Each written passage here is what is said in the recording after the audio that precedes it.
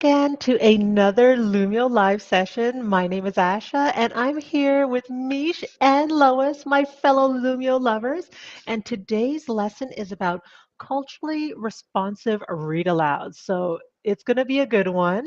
And if you'd like to join the lesson from your device, if you go to hellosmart.com and you want to join in as a guest, and the class code is 181461. So, ladies, take it away. Thank you. Hi, everyone. Before we get started today, I feel like we can't go on without acknowledging that we had the eclipse yesterday. Did either of you get to watch? I watched a live stream, unfortunately, but Lois, did you get to see it? So it was really cloudy here in El Paso, Texas, but I was able to see it with my glasses through the clouds. So that was pretty cool. It didn't have the full eclipse like they experienced in Dallas, but I still enjoyed it. Awesome. What That about is you, Mish? pretty Did you cool. get a chance to catch it? I didn't. I didn't get the glasses, so I kind of was just like, you know what, whatever happens, happens. But a couple hours before the eclipse, I did decide to just like look up at the sky. And I'm here in Arizona. The sun was so bright yesterday. Like I could not look up for more than a second. It was so bright. And I don't know if that's part of it, but it was quite sunny. That's funny. Shahad from Iraq says hello. I wonder if they were able to see the eclipse in Iraq. Good That's a question. I good think question because I in think Let us North right in like America. in different parts of the world, I think they get them at totally different times, right? Yeah, I think so. Interesting. Yeah, we'll see. So, guys, I wanted to talk a little bit about culturally responsive teaching today because there's just so many things that are important as we consider teaching in today's world. And with being culturally responsive, it's so important to not only to help your students to strengthen their own identity, but also with their peers, really building cultural competence and breaking down social barriers. And I really love to just cultivate critical thinking and building that engagement. And I think that just by including little pieces of culture responsive lessons and books in our classrooms, we're really helping our students to promote a sense of safety and belonging. And that's kind of where I grabbed this book from. It was actually a book that I loved when I was a classroom teacher in Chicago. I had a very big Spanish speaking community. And so, with that, I kind of wanted to show you really fast here. The book is called I Love Saturdays y Domingos, and it is a beautiful book about a little girl who spends her weekends with two different sets of grandparents. On Saturdays, she is with her English speaking grandparents, and then on Sundays, she's with her Spanish speaking abuelos.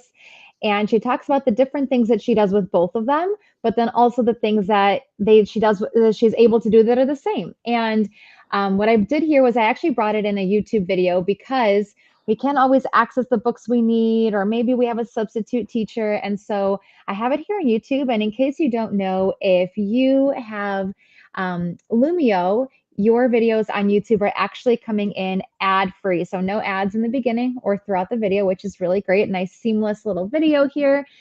So we're not going to watch this read aloud, but I do recommend you do it later. Check out the book at the library. It is really one of my favorites. And so I al- after my, yeah. I love Mish that it's Saturdays y Domingos. I know my kids love getting Domingos from their grandparents. So if you don't know what that is, that's like a little allowance or a surprise money to get a snack. Fun fact of the day. So, as my students read the book, I actually had this activity in two different ways for a quick little comprehension. I did a super sort here. So, since we didn't read the book together, maybe you had read it on your own time, but here my students would sort out which activity she did with her grandparents and which one she did with her abuelitos. And in case you didn't want to do the game, I actually also made it into a handout. And the reason I really liked this handout was what I did. Let me scooch my computer here so I can see my screen. That would be helpful. I actually grouped together the word and the picture there to really help some of my English language students as well. So you can see that I've got the word dog and it's grouped with the image here. And so my students would be able to participate in that activity there. But beyond that, here's really what I did every year when I read this book with my students. I would have them turn and talk with their partners, really practice their language. And then again, going back to really helping them to break down those barriers and get that sense of belonging, I would have them participate in a little Venn diagram where they compare and contrast what they do over the weekends. And on the bottom there, I did have some talking points for my students as well if they did get stumped. So, ladies, I would love to do this activity with you. I'm going to put a couple things here. Love to know what you do over the weekend.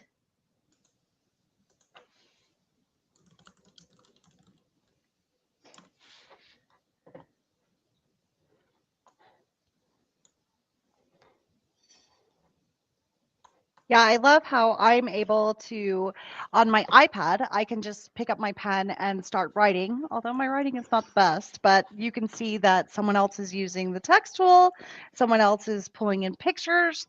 So lots of different ways to interact with this activity, which is really helpful, I think.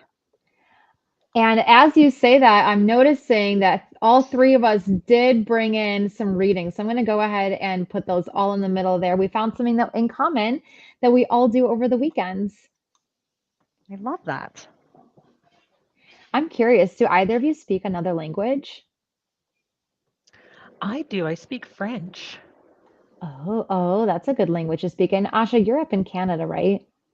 Indeed, yes. So you Yeah. learned that in school growing up. Did you speak it with your family too? No, so I actually went to French immersion school. That is really neat. Yeah. Super exciting. And Lois, I missed it. Do you speak another language at all? Hablo español, entiendo todo, para hablar es muy mal. I understood all of that. Yo comprendo también. Woohoo! And I'm here like, no hablos español. Yeah, I love doing this activity with my students because I think that they realize that even though they go home to different families and maybe they live in different parts of the city, because like I said, I was in Chicago in a magnet school, so they didn't all live in the same neighborhood. It was fun to see they're like, oh my gosh, you'd also do that over the weekends. And it was really fun to see. I always had them particularly talk about like what they ate on Saturday mornings. And it was fun to see the different things that their families would cook up. And it was really neat. Yeah, absolutely. I love that. And what there's really no better way to build that community of learning, right? Than to kind of understand where people are similar and where you might be able to learn something from somebody else. Exactly, exactly. So I kind of wanted to see here. It looks like one of you guys wrote waffles. And so just on the Lumio side of things here, a couple of things that you can do as a teacher from this screen is, let's just say this is a whole class whiteboard and my students maybe are losing control. Up on the right here, I've got that everyone can edit button. I can toggle that off if I need to go ahead and regain their attention, center them back in, give some instructions. And then you'll see on your end, if you're logged into my lesson, that you can't touch the screen anymore. But once I turn it back on, you've regained your access again. From here also, maybe I'm wondering who wrote waffles. Actually, if I click on it here, I get that little arrow and I can click and I can see that Lois is the one that wrote that. So on the main screen, it doesn't tell me that. Maybe I'd like to keep it anonymous, but if I'd like to see, that is a quick way that I can check there. You know what else I love, Mish? I love that even if the editing time is over, even if we're not participating anymore, maybe if somebody writes something that I'm not fully understanding, I still have access to my immersive reader like we covered last time.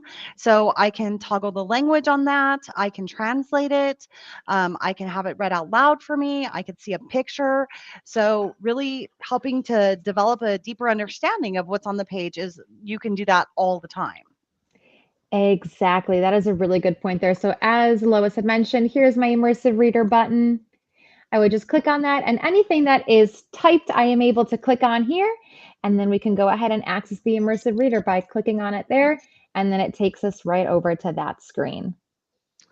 And Paris says that she loves the immersive reader. Us too, Paris. Us too. Us too. Yeah. Awesome. I'm going to go on here And here is a fun little activity, and this is called the Magic Tunnel. And this is just a little sneak peek of our next, not our next Lumia Live, but the one we're going to actually do in May.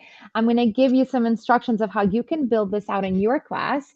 But as you saw, the book that we read, it had some English, it had some Spanish, and maybe I have a fully English speaking classroom and they're just wondering what some of these Spanish words mean. Or I'm working with a group of ELL students, and this is also helpful. So as I take the word Sunday, I bring it through my magic tunnel, and it goes ahead and lets me know it is Domingo. Circus comes out, and we've got Circo, grandparents. And I put abuelitos because that's what she calls them in the book, but we can just use abuelos. But I went ahead and used the verbiage that was used in the book. And we've got eggs. Those are huevos because she eats huevos rancheros with her abuelos on Sunday mornings. And last but not least, she starts the book by saying hello in Spanish, which is hola. So, quick little preview. Again, in May, during our May Lumio Live, I'm going to show you how to build out this magic tunnel and then think about different ways that we can use it for language, for speech, for math. There's so many different ways we can utilize this and other things we can do with layering in Lumio. I And think this is so awesome. I cannot wait. it's so fun. I like to get up to the board and like have the students drag it up on the big screen and have them do that. We also have someone on our Lumio team who used to be a teacher as well, and she said that she would actually put pictures of her students' heads as the tunnel. And so she would say, "Oh, look what happens when we bring it through Michelle's head." Oh, I Michelle's love wow. head is that. going to translate it for us. That is perfect. I love that. I And I there's saw Sarah using this tunnel, and that was the first time I had seen it actually, and I was like, "Oh my gosh, this is so awesome. I need to learn how to do this." So, I will learn right along with you in May. Yeah, it's super fun. Actually, if you go to my Instagram page, I did just post a video today using the immersive reader up on the board. And I did it both with Spanish translation and I also did it with word contractions, which is something that we're going to practice doing. So, quick little sneak preview there. Paris, it does feel like magic, doesn't it? So with that, our April Lumio challenge is we're getting ready for reviews. It's almost the end of the school year. So what we'd love for you guys to do is create a Lumio file with your students to review their learning for the year. So with this activity, maybe something that I would do is some reading comprehension and some different tools that we use to summarize text. And so if you go ahead and create a Lumio file, just take a screenshot or share your teacher share link with us and hashtag Lumio Challenge. And we do have a contest every month, and you'd be eligible to win a gift card.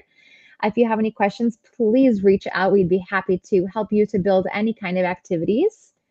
And with that, as I mentioned, the Lumio Live that I do in May is going to be about Magic Tunnel, but Asha's got an announcement here about what our next Lumio Live in 2 weeks is going to be about.